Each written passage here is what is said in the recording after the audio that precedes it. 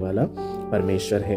परमेश्वर भरे हुए भंडारों का परमेश्वर नहीं, विश्वास योग्यता उसके हाथों में है, उसके वायदों में है। तो जब वो कभी ये कह रहे हैं कि मैं तुझे रोज की रोटी दूंगा, तो इसका मतलब है कि वो देंगे, क्योंकि वो परमेश्वर है, मनुष्य नहीं जो अपनी बातें कहकर पलट जाए।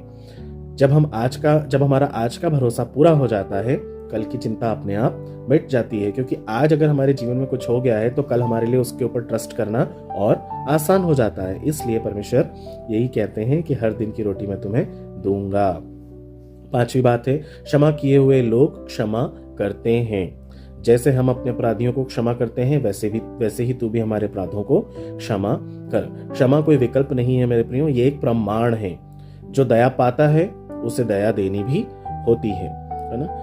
अक्षम्य मन कभी भी प्रार्थनाओं की शक्ति को रोक सकता है, इसलिए हमारे अंदर क्षमा करने वाला हृदय होना बहुत जरूरी है। आप एक साथ शिकायत और परमेश्वर के हाथ को थामे नहीं रह सकते। इसीलिए परमेश्वर ने क्या कहा था अपनी टीचिंग्स में कि जब कभी भी तेरे मुद्दई से तेरा झगड़ा हो जाए तो जाकर उसको मेरे पास भेंट चढ़ाने से पहले ही सॉल्व कर ले, है ना। वो इसलिए है क्योंकि तभी हमारी प्रार्थना जो है परमेश्वर को ग्रहण योग्य होगी। हमारे मन में अगर किसी प्रकार का मैल है और हम प्रार्थना करने जा रहे हैं या परमेश्वर को भेंट चढ़ाने जा रहे हैं, तो वो परमेश्वर को स्वीकार्य कभी नहीं होगी। इसलिए हमारे अंदर ये हृदय आना चाहिए कि हम अगर क्षमा पा चुके हैं तो हमें दूसरों को भी क्षमा देनी चाहिए।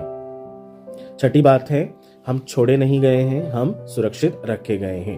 परमेश्वर के वचन में क्या लिखा है, हमें परीक्षा में न ला परंतु बुराई से बचा। यीशु हमारी हर कमजोरियों को जानते हैं, इसलिए हमें परमेश्वर की अगुवाई और सुरक्षा पर निर्भर होना भी सिखाते हैं। परमेश्वर हमें युद्ध में कभी नहीं धकेलते हैं मेरे प्रियो, वो हमें उसमें से निकाल कर ले आते हैं। बाइबल क्या कहती है कि अब तक तुम ऐसी किसी परीक्षा में नहीं पड़े जिससे तुम बाहर नहीं निकल सकते या जिसे तुम सह नहीं सकते।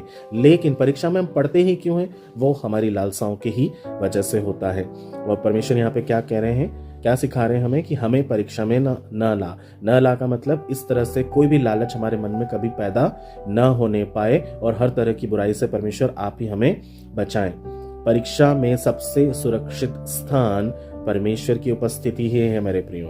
जब कभी भी परीक्षा को आते देखें, सबसे पहले दौड़कर हम प्रभु के पास जाएं, ना कि प्रभु से दौड़कर हम कहीं और जाएं। मुर्गी के बच्चों पर जब कभी भी आंच आती है तो वो दौड़कर सबसे पहले अपने माँ के आंचल में जाके छुप जाते हैं। हमें भी परमेश्वर वैसे ही चाहता है कि हम कहीं पर भी हो, किसी भी मुसीबत में हो, हम सबसे पहले परमेश्वर के ही निकट जाएं। और